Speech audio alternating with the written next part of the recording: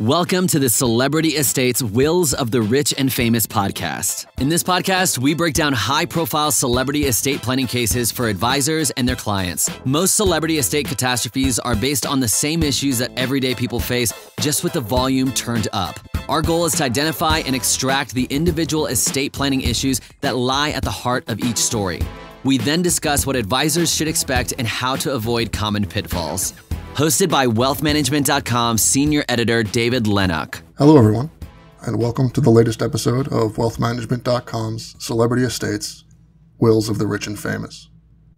For anyone new to the podcast, in each installment, myself and a guest take on a different celebrity estate and attempt to extract some key lessons that planners can apply to their more traditional clients. The idea being that celebrity estate planning catastrophes, although often ridiculous in their details, generally have at their cores very basic issues that can just as easily apply to non-famous or fabulously wealthy clients. Our guest this week is Tom Gearing.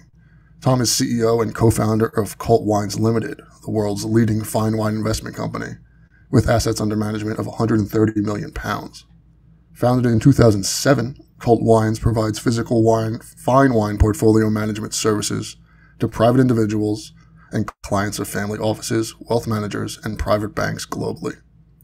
Tom regularly features as a market commentator, appearing on media outlets such as Bloomberg, CNBC Europe, City AM, and more.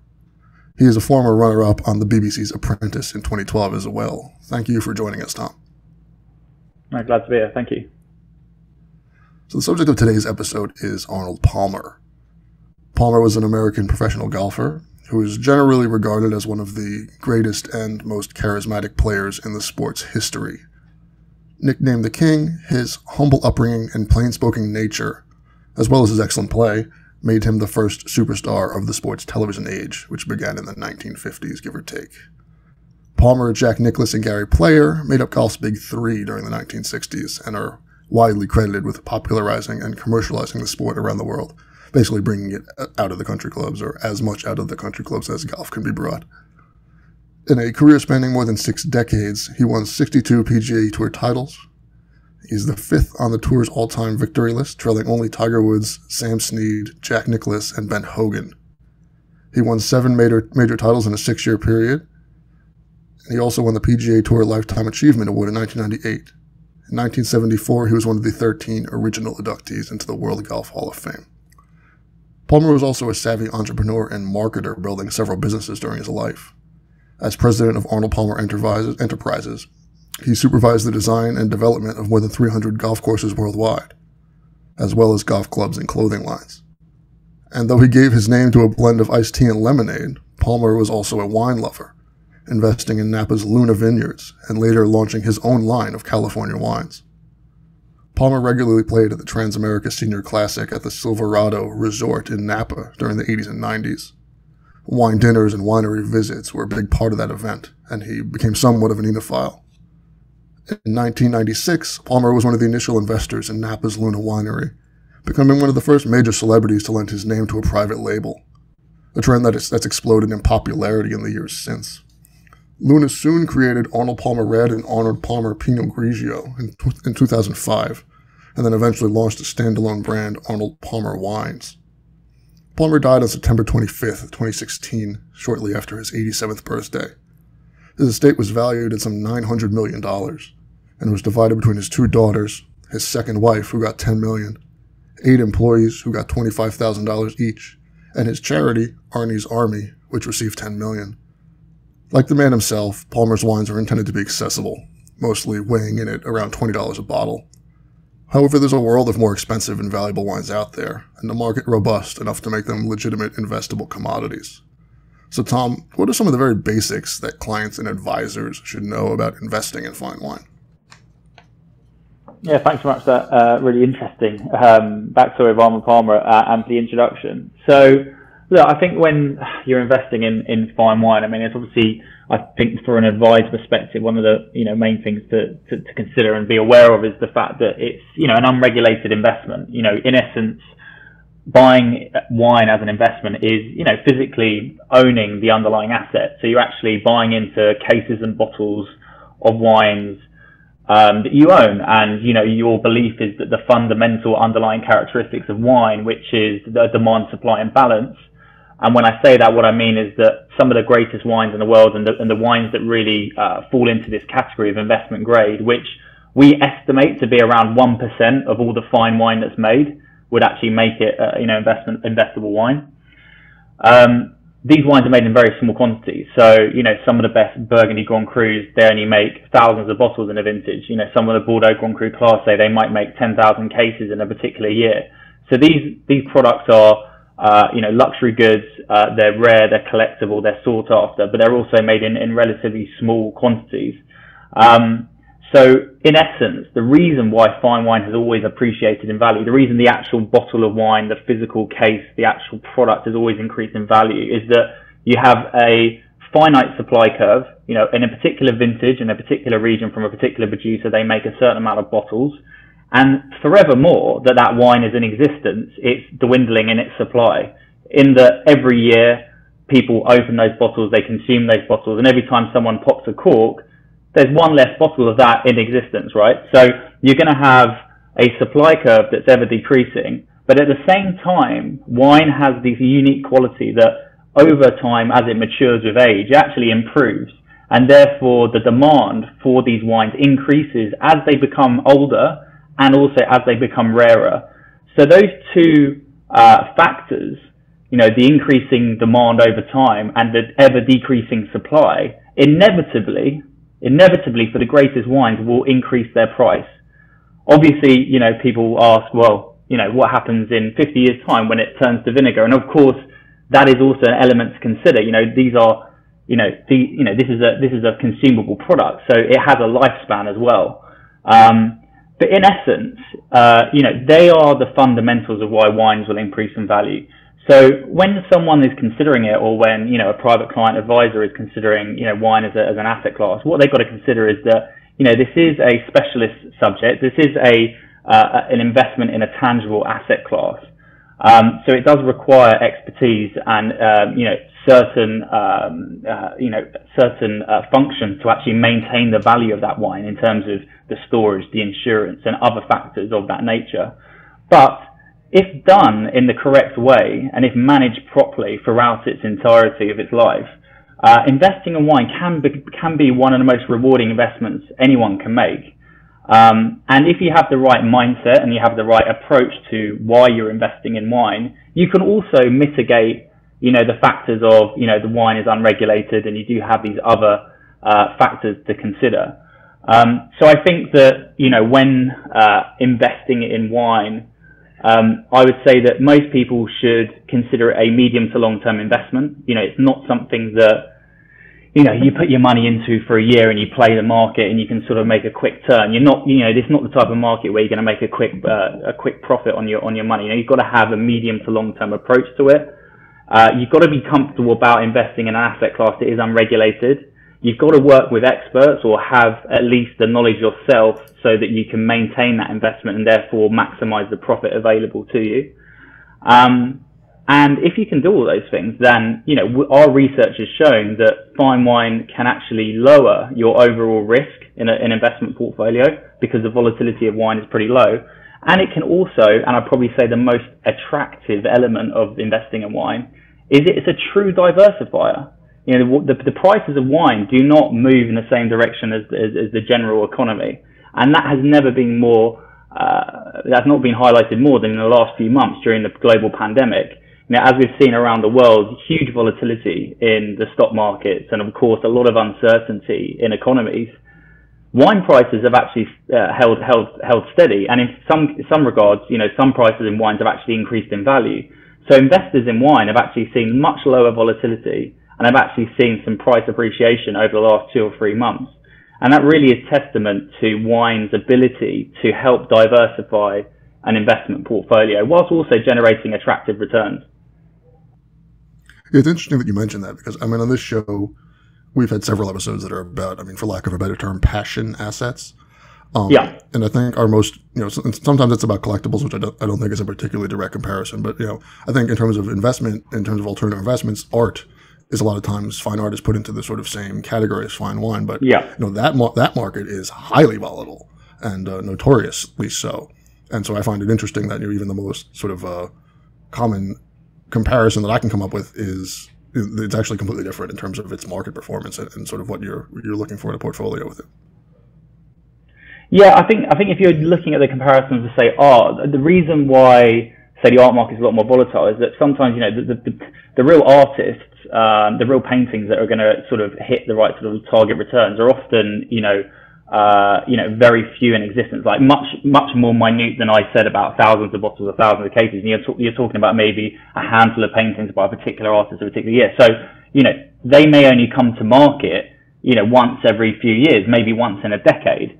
So there's a lot less market data available. There's a lot less trading. So with wine, if you look at say some of the most sought after wines, Bordeaux, Grand Cru, Class A, first growths, such as Mouton Rothschild, Lafite Rothschild, these wines across many vintages are trading on a day-to-day basis. So you've actually got real market data available, and therefore you've got more liquidity and you've got more price transparency. And actually, the spreads on wines are much lower than you would anticipate, especially for the most in-demand wines.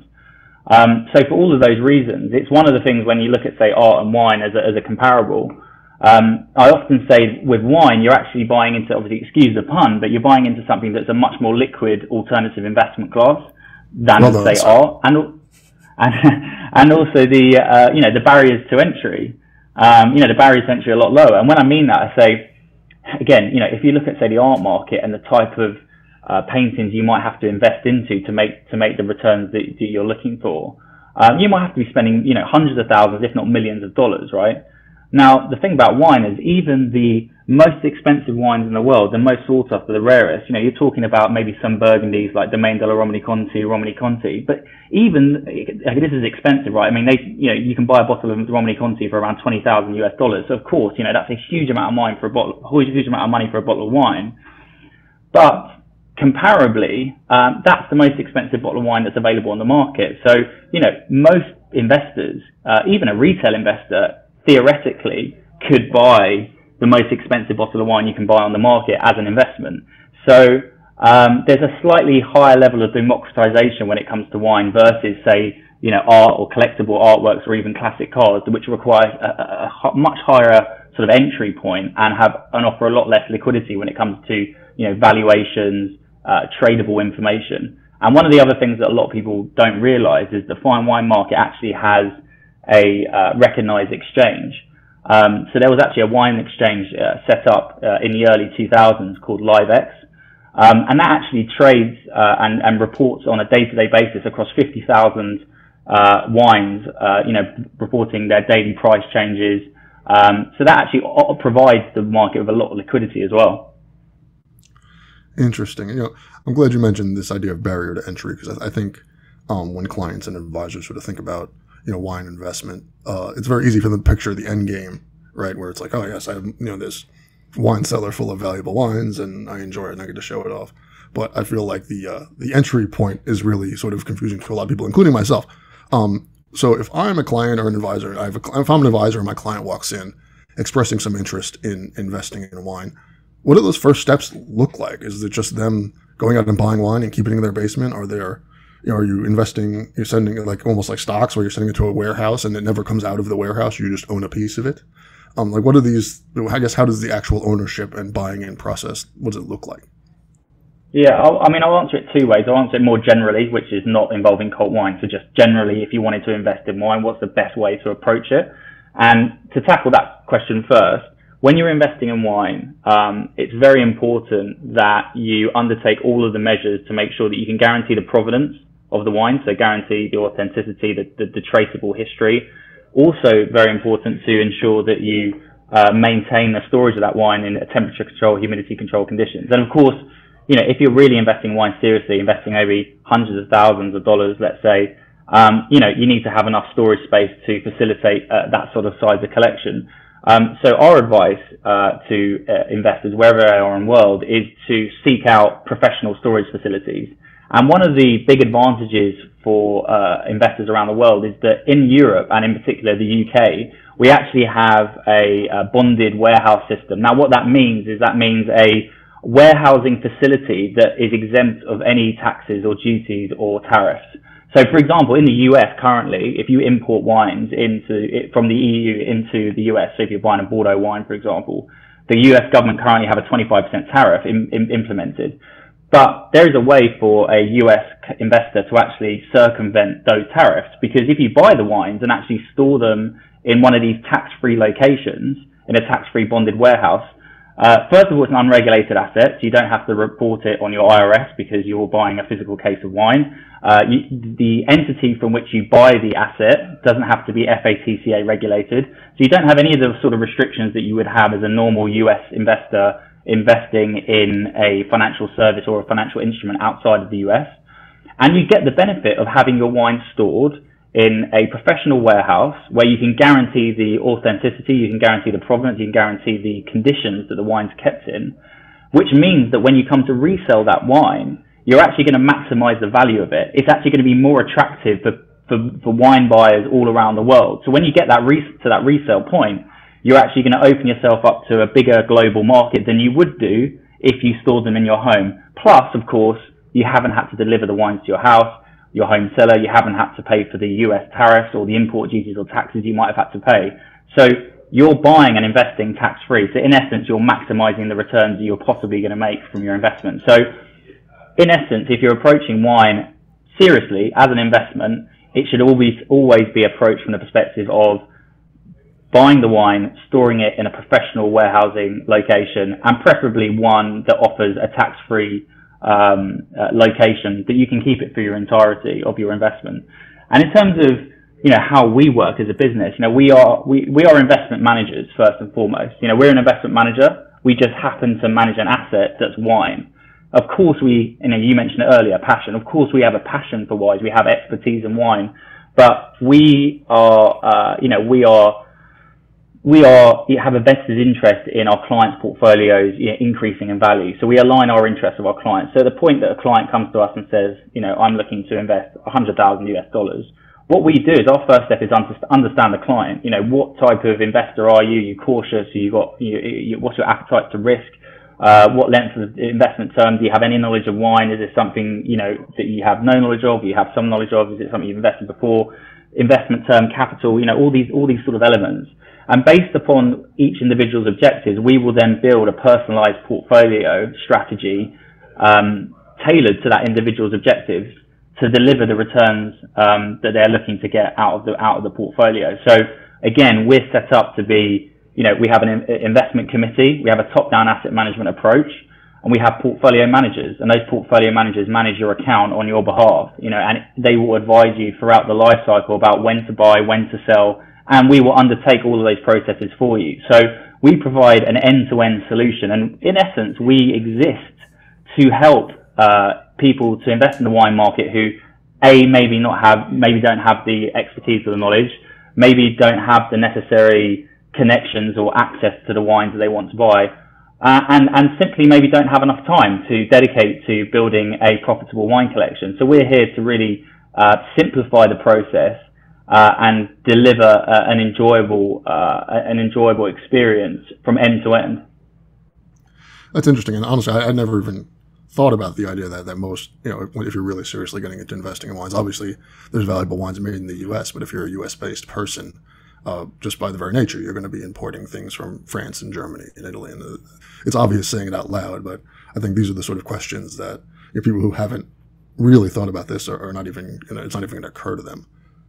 But also, it seems like there's a give and take here, right? There's a bit of a struggle in that if you're going to do this, investing in wine most efficiently and I guess the best way, it really is treated like a traditional investment where you're not really handling the bottles yourself. You're kind of getting a statement, right? It's just similar to owning stocks where you own this physical thing, but interacting with the physical thing you own, maybe not so much. As opposed to, I think on the other end, you have, I don't want to say more irresponsible, but you sort of have the side where people want to have it, but they also, part of their having it, this investment, is being able to show it off. So how do you reconcile those two, I guess, impulses that I think people have when they show interest in this kind of thing? Yeah, absolutely. I think we, in terms of the way that we work with our clients, we completely understand the sort of romanticism of wine and the, the additional motivations. I mean, if you split the motivations for an investor into, say, emotional and rational, from the rational side, they're looking at an asset class purely and coldly as an investment where they can diversify, lower their risk, and generate alternative sources of return. And then from the emotional side, they might like wine, they might want to learn more about the product, they might want to be able to show off to their friends about the collection that they have. And that is a challenge for us because obviously we are de-romanticizing the product, but we do understand that that's a big element to collecting wine. So the way that we approach that is that for our clients, we first and foremost, we have amazing relationships with some of the most famous wineries in the world, from Italy, Burgundy, Bordeaux, Champagne, as well as Napa Valley, getting direct allocations of some of the most sought-after wines globally.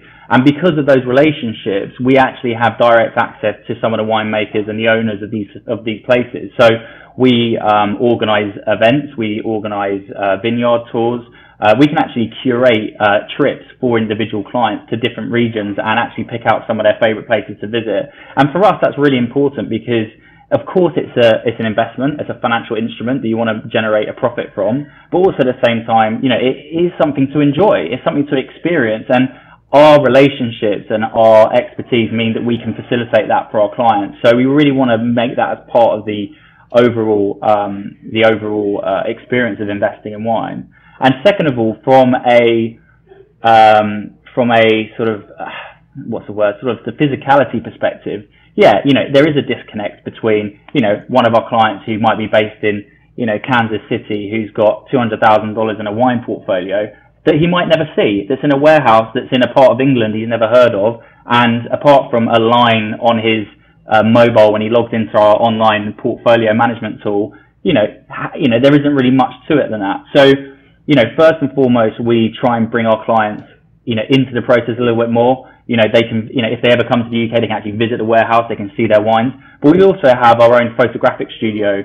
And if a client requests, we can take photos of the wines. We can serve those photos to them online through their portfolio management tool. So they then can create that sort of element of showing off what they own or having that enjoyment of having that physical ownership, even if it might not necessarily be through a touch and a feel and maybe through a digital platform. But that, in a way, brings our clients a little bit closer to the actual product that they own. And the other thing to mention is, look, if you're successful and we're successful in managing an investment portfolio for you, and let's say we can generate 10% returns for you annually after your fees, if say you invest 100,000 and after 5 years, you've made, let's say, net return of, $50,000 US, there's no reason to say that you couldn't actually, receive some of that capital in wine. And some of our clients do that. They use their investment portfolio as a way to actually access and drink some of the greatest wines in the world,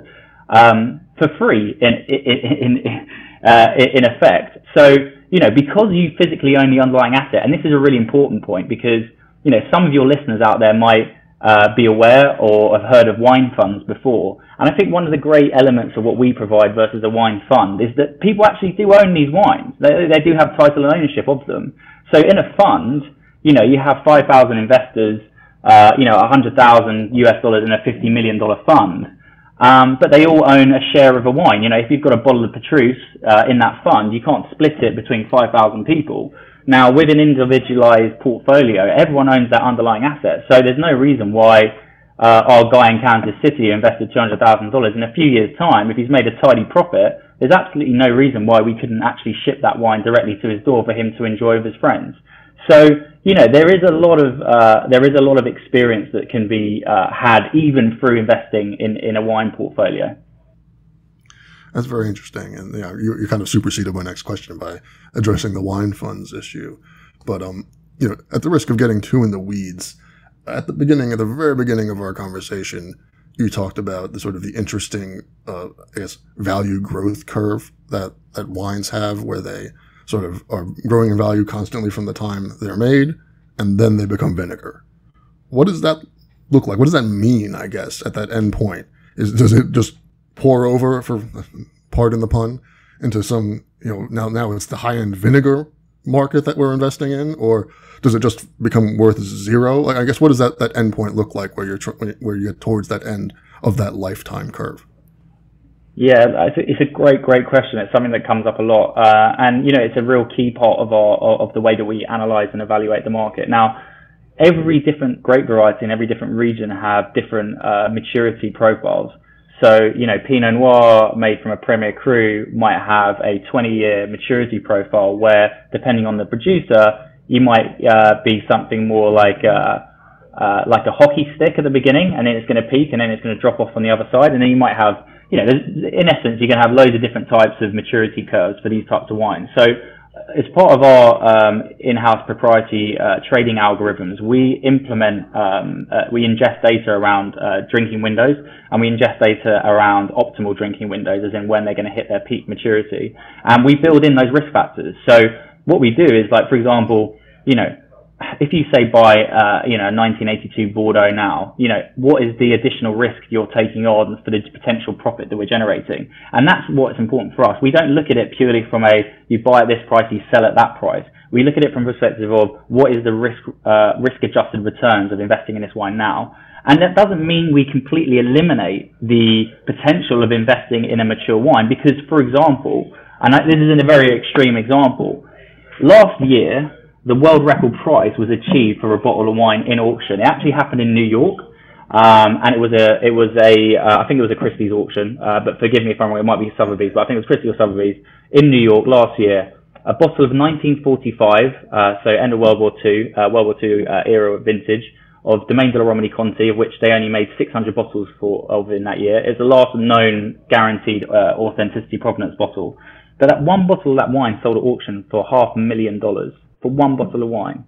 The last time that came up in auction, which was in 1991, it sold for $11,000. So between 1991 and 2019, it had gone from $11,000 to $500,000. Now, what's the contents of that bottle going to be like? How enjoyable was that going to drink? How many people in the market are willing to pay $500,000 for that? At that point in time, are you investing in wine, or are you investing in a historical artifact? Are you investing in a rarity?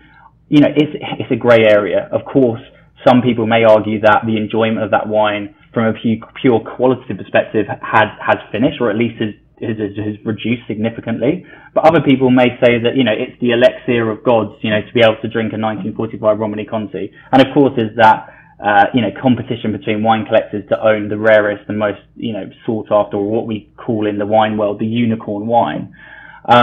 So in essence, we have to evaluate all of these factors. So, for example, the older the wine and the closer it is to its maturity level, and the more risk there is in you buying that wine and it potentially going over the hill and actually reducing in quality, and therefore demand coming off for that particular wine, we have to weigh it up in terms of, okay, will it then become, a Veblen good, where actually, regardless of the quality of the wine, there will still be demand in the market for this? And are the projected returns high enough to take on the additional risk of investing in a very mature wine? Now, these are all the things that we analyze on behalf of our clients, and then we will submit, our recommendation based on, the facts that are available to us. But, coming full circle, back to the right at the start, in my experience and in my own personal, my personal professional opinion, investing in wine to make the best returns more often than not does involve buying wines within their sort of first 5 to 10 years of their lifespan. And, the wines that we typically invest in, the best wines in the world, these are made to last for 25 to 50 years easily, easily 25 to 50 years. So if we ascertain that most investors will have a 5 to 10 year investment horizon, and you're generally buying wines that are within a first 0 to 10 years of their life, the danger of you buying something that is then going to seriously drop off in terms of its maturity curve and turn into vinegar are almost zero. So, there's a lot of ways you can mitigate that. And then, as I said, that's not necessarily ruling out buying these more sought after rarer items. It's just having a balanced approach. So if I was someone with $1 million invested in the wine market, I might think to myself, yeah, actually, maybe have 10 to 20% of my portfolio in these trophy, highly sought after wines, and maybe have a higher degree of risk attached to them. But, for every one that might go slightly over the hill and I lose a value, if I get a DRC 1945, the returns could be 100x. So, you can afford for some of those maybe not to hit the right marks. And of course, across a diversified portfolio where the other 80 to 90% of the allocation of the capital are in wines of a younger age, of different grape varieties across different regions, you're easily going to spread that risk across your portfolio. Yeah, we're just about running out of time here, Tom, but this has just been a stupendously interesting topic to talk about. And I think that's why we're seeing more and more clients ask about it. And I'm going to imagine that can only bode well for your future business interests. But as I like to do at the end of every episode, I'm going to put you on the spot a little bit and just ask you to leave us with, if there's one piece of advice that, the newbies, the advisor who just got asked, who's looking to get into this, just had a client walk in and ask about it. If there's one piece of advice you can offer for those people on getting started, what would that be? That is a great question. One piece of advice, advise a client coming to them, I'm interested in investing in wine. I'm going to say do your due diligence. Unfortunately, the wine market has had a number of examples, not just in the UK or in Europe, but in the US as well. There's high profile ones of unscrupulous individuals who have taken advantage of investors and have either not delivered the wine or sold them something that didn't exist. And, I don't want to say the name Ponzi scheme because it's going to scare people off, but there have been instances of that within the wine market. So I would say to a client advisor whose number one priority is looking after their client's interest, right? Whatever you do your due diligence, because, one small step, working with the wrong people who don't know what they're doing or maybe don't have the financial structure to back up the services they're providing, you could lose a client and all the rest of their investments put together if you give them one bad piece of advice or we recommend the wrong type of advisor. So I would say that, first piece of advice to an advisor is do due diligence. Don't just go blindly into this. It does require expertise, but it can be extremely rewarding. And, I would encourage anyone to look at it if they're looking to diversify their portfolio. But, be careful and make sure you work with the right people. But if you do, it can be fantastic. So, Tom, before we go, are there any sort of wines or any advice that are especially good right now that you could tell us about? Yeah, it's interesting you asked that. We are actually currently in the middle of the Bordeaux En Primeur campaign. What that means is the new release of the new vintage 2019 from Bordeaux. And it's one of the most unique and exciting opportunities for investors in probably the last decade. The pandemic has meant that chateaus have had to reduce prices by up to 30%. But at the same time, this has been an absolutely outstanding vintage in terms of quality. So it is a unique opportunity for new investors and people that know a lot about wine and collectors and even, just general drinkers to buy into a vintage that offers supreme drinking quality and experience, but at very affordable prices. So a great vintage all round. So if anyone's interested, it's a great time to be looking at the moment. Well, thanks so much for being such a great guest, Tom. Thanks so much for inviting me on. I've really enjoyed it. And for our listeners, I'll see you, or I guess you'll hear me, on the next episode of Celebrity Estates, Wills of the Rich and Famous. Thank you for listening to the Celebrity Estates Wills of the Rich and Famous podcast. Click the subscribe button below to become notified when new episodes become available. The information covered and posted represents the views and opinions of the guest and does not necessarily represent the views or opinions of InformaWealthManagement.com. The content has been made available for informational and educational purposes only. The content is not intended to be a substitute for professional investing advice. Always seek the advice of your financial advisor or other qualified financial service provider with any questions you may have regarding your investment planning.